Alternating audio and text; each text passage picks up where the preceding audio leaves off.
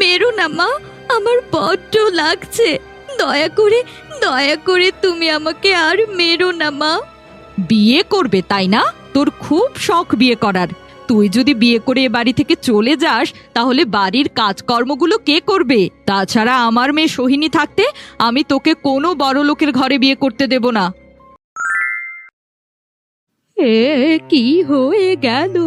হায় হায়, ভালো হবে না, তোমরা কেউ ভালো থাকবে না। আমার বনলতার এত বড় সর্বনাশ করে ভাবছো তোমরা মা মেয়ে সুখে থাকবে? এ কখনোই হবে না। সৃষ্টিকর্তা তোমাদের ঠিক শাস্তি দেবেন। দাদিমা, ও দাদিমা, তুমি কেঁদো না। আমার ভাগ্যে যা আছে তাই হবে। তোমার চোখের জল দেখলে আমার খুব কষ্ট হয়। বলি শাশুড়ি মা, খেয়ে দে, আপনার কি কোনো কাজ নেই নাকি? এই সাত সকালে গাছের কাছে এসে কথা বলছেন। তোমরা মা আর মেয়ে মিলে মিথ্যাচার করছো, প্রতারণা করছো। তোমাদেরকে এই পাপের শাস্তি পেতেই হবে। কথায় বলে, পাপ কখনো বাপকেও ছাড়ে না। আপনার এসব অভিশাপে আমার কিছুই হবে না। আমার মেয়েকে আমি ঠিক বণিকের সাথেই বিয়ে দেব। ছি মা, তুমি এত বড় অনাচার করতে পারলে? ছোটবেলা থেকেই আমি তোমাকে মায়ের মতো সম্মান করেছি, আর তুমি কি না আমার এত বড় ক্ষতি করলে? তুই আজকাল বড্ড বেশি চ্যাটাং চ্যাটাং করে কথা বলছিস।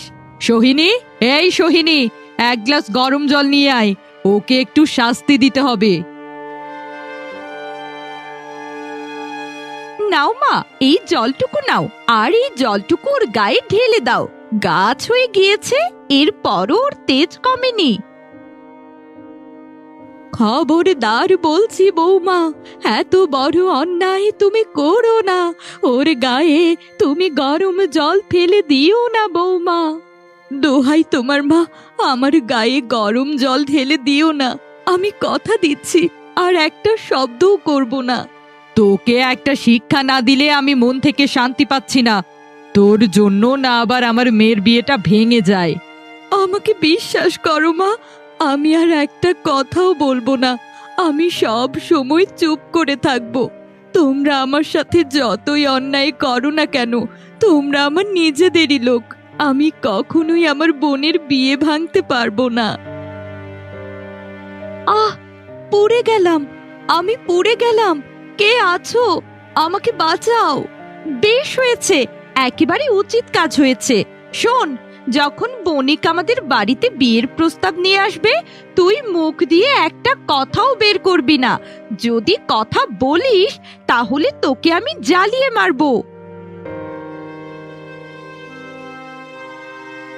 কাঁদিস না দিদি ভাই, দেখবি একদিন ওরা ঠিক ওদের পাপের শাস্তি পাবেই। এই তো আমার রাজকুমার আমার কাছে ফিরে এসেছে। কেমন আছিস বাবা? সেই যে শিকারে বের হয়েছিস, এত দেরি হলো ফিরতে। শুধু কি স্বীকার করেছি মা, আমি তোমার জন্য মনের মতো বউ খুঁজে পেয়েছি। কতদিন ধরে তুমি বলেছিলে ছেলের বউ দেখতে চাও, এবার তোমার মনের আশা পূরণ হবে। সত্যি বলছিস? সত্যি তুই আমার বৌমাকে খুঁজে পেয়েছিস? কত দিনের ইচ্ছে আমি আমার প্রাসাদে একটা সুন্দরী মেয়েকে বউ করে আনবো। হ্যাঁ মা, আমি তোমার মনের মতো যোগ্য বউ খুঁজে পেয়েছি। তাছাড়া ও দেখতেও ভীষণ সুন্দরী। আর দেরি করো না মা, তোমরা ওর বাড়িতে বিয়ের প্রস্তাব নিয়ে যাও। আরে দাঁড়া দাঁড়া, এত ব্যস্ত হোস না। তোর বাবাকে বলে সোনা দানা হীরা জহরত দিয়ে আমি আমার বৌমাকে দেখতে যাব। আমার একমাত্র ছেলের বউ বলে কথা, খালি হাতে তো তাকে দেখা যায় না। জানো মা, তোমার বৌমা এখনো জানে না আমি রাজকুমার। আমি ওর কাছে আমার সত্যিটা লুকিয়েছি। দুষ্টু ছেলে আমার, বেশ করেছিস। আমার বৌমা এবার জানতে পারবে সে কত বড় ভাগ্যবতী।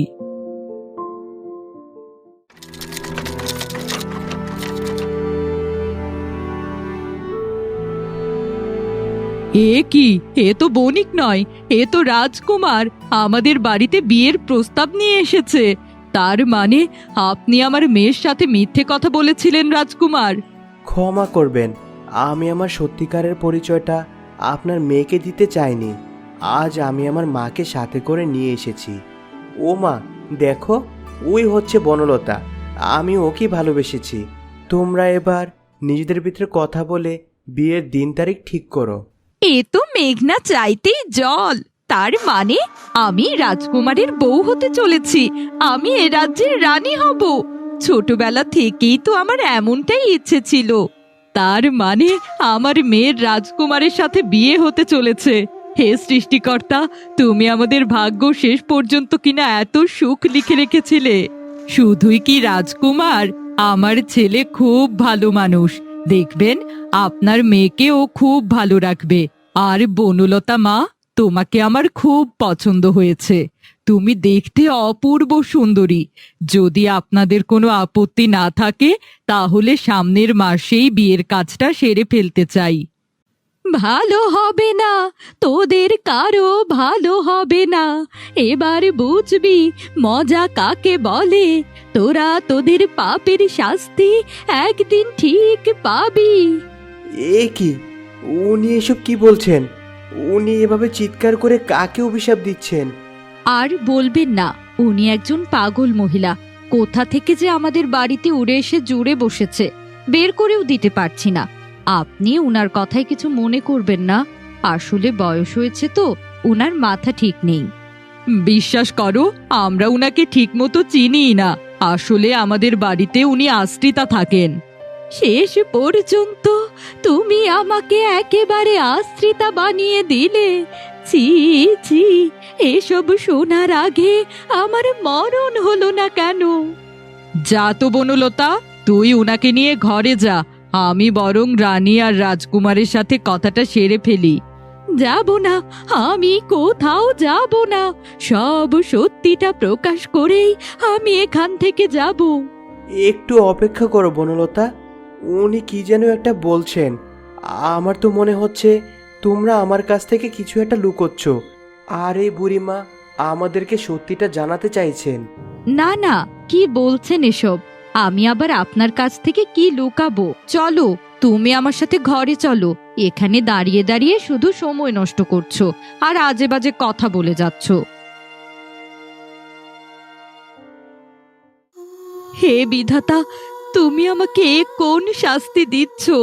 নিজের বোনের সাথে রাজকুমারের বিয়ে ঠিক হচ্ছে, অথচ আমি দূর থেকে সবকিছুই দেখছি। আমার কিছুই করার নেই।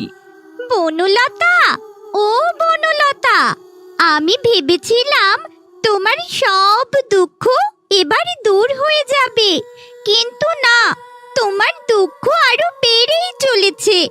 আমার কি ইচ্ছে করছে জানো, রাজকুমারকে সব সত্যিটা বলে দেই। না না সুখ পাখি, খবরদার, এই কাজ একদম করবে না। হাজার হলেও সোহিনী দিদি আমার বোন। ছোটবেলা থেকে আমরা একসাথে বড় হয়েছি। সোহিনী দিদির বাবা যদি আমাকে আশ্রয় না দিত, আমি কোথায় যেতাম? তা সত্যি, কাঠুরিয়া মারা যাওয়ার পর কাঠুরিয়ার মা তোমাকে লালন পালন করেছে। বৃদ্ধ বুড়িমা তোমাকে খুব ভালোবাসে। সে তার নিজের নাতনি সোহিনীকেও এতটা ভালোবাসে না। সেটাই তো বলছি, আমি তো এটাও জানি না আমার বাবা মা কে, কি তাদের পরিচয়।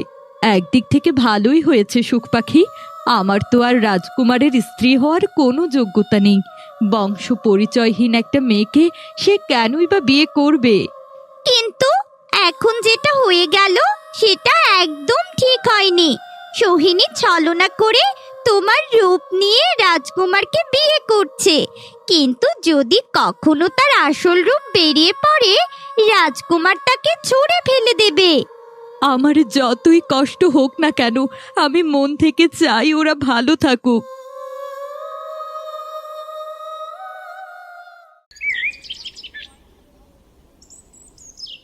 ঠিক হয়েছে, একেবারে উচিত কাজ করেছি। কত বড় সাহস, তোর কাছ থেকে গয়না নিয়ে গেছে। ওই মেয়েটাকে আমি চরম শাস্তি দিয়েছি। কি বলছেন সাধু বাবা? আমার কাছ থেকে গয়না নিয়ে গেছে মানে?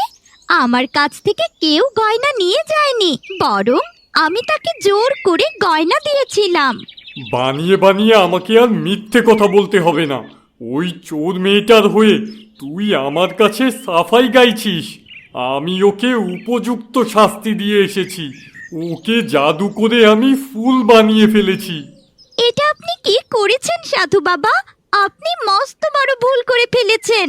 ওই মেয়েটার সত্যি কোনো দোষ ছিল না। বনলতা খুব ভালো মেয়ে।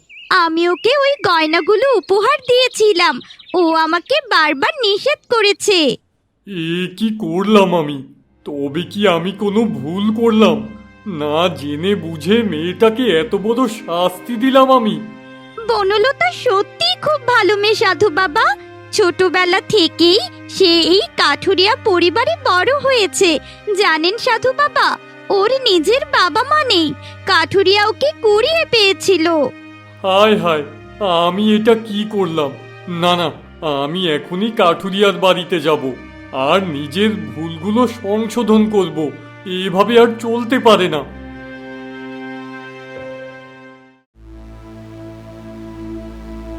কেউ আছো? আমি বনলতাকে খুঁজছি। ভীষণ ভুল করেছি আমি। আজই ওকে মুক্ত করতে হবে। ও সাধু বাবা, এত উত্তেজিত কেন? কি হয়েছে? আমাকে বনলতার কাছে নিয়ে চলো। আমি ভুল করেছি। ও চোর নয়, ও নির্দোষ। আমাকে সঙ্গে সঙ্গে। ও তাই নাকি? তবে আপনি এখন এই ভুলটা ঠিক করবেন? হ্যাঁ, ওকে এখনই ঠিক করে দেব আমি। বনলতা কোথায়? আমাকে দেখতে দাও। তোমার ক্ষমা করতে দেরি হয়ে গেছে সাধু বাবা। তুমি যদি বনলতাকে ফিরিয়ে দাও তাহলে আমার মেয়ের কি হবে? রাজকুমারের সাথে তার তো বিয়ে ভেঙে যাবে। তোমরা এমন পাপ করবে না। আমাকে যেতে দাও। দরকার হলে আমি প্রাণ দিতেও রাজি, কিন্তু এই অন্যায় কিছুতেই চলবে না। মা, এক মুহূর্ত দেরি করো না।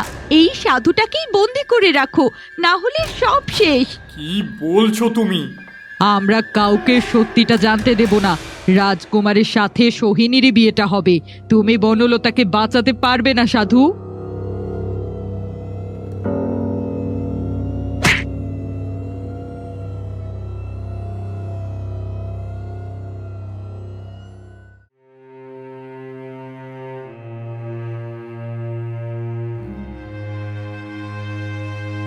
সাধু বাবা, আপনি পালানোর চেষ্টা করবেন না।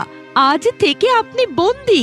যতদিন না আমাদের বিয়ে হয়ে যায় আপনাকে এখানেই থাকতে হবে। আর যদি কারো কাছে বলে দেন তাহলে আমরা আপনাকে মাটির নিচে পুঁতে দেব।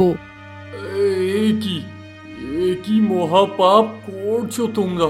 সত্যি কোনোদিনও চাপা থাকে না। একদিন তোমরা ঠিক শাস্তি পাবে। চুপ! তোমার জাদুতে বনলতা গাছ হয়ে থাকলেই ভালো। এখন সে আর মানুষ হবে না। এ সৃষ্টিকর্তা, কেউ কি শুনছো আমাকে? কেউ কি আছে?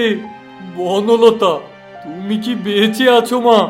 যদি বেঁচে থাকো সাড়া দাও।